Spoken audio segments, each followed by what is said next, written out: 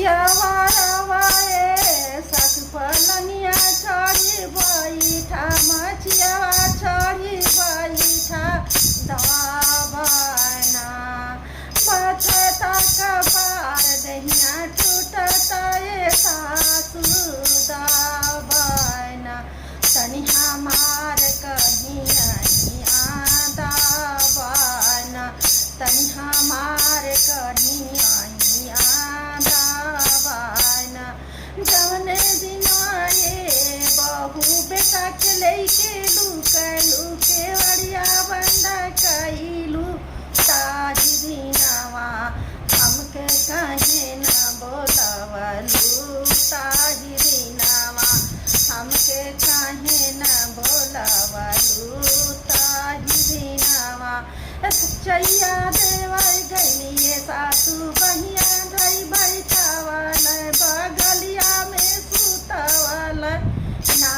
जनली हे सासू ना जनली महादेव कई मरमिया ना जनली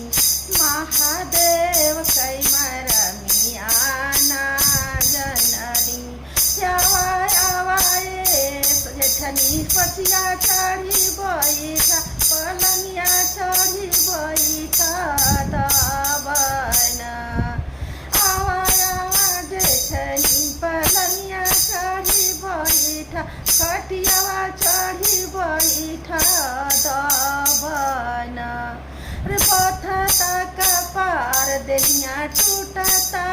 जेठनी दाबना तनि हमार कहिया दाबना तनि हमार कहिया दाबना जवने दिनवाए छोटी देवर के लेके गईलू परदावा गिरवलू सही दिनवा हमके कहे न बोलवलू सही दिनवा हमके कहे न बोलवलू ताही दिनवा चैया देवै गनी जेठनी गोदिया में बैठावल राजैया में लुकावल ना जननी चैया देवै गनी जेठनी गोदिया में बैठावल राजैया में लुकावल ना जननी महादेव कई मरमिया ना जननी भगवान कई मरमिया ना जननी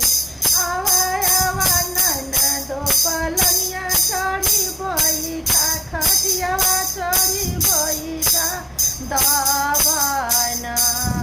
आवा आवा ननदो खटियावा चढ़ी बैठा पलनिया चढ़ी बैठा दाबना रे बथता कपार देहिया टूटता ननदो दाबना तनि मोर कहिया दाबना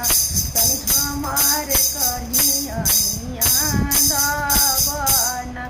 जवने दिनवा भौजी भैया के लेके गईलू दियावा बुझावलू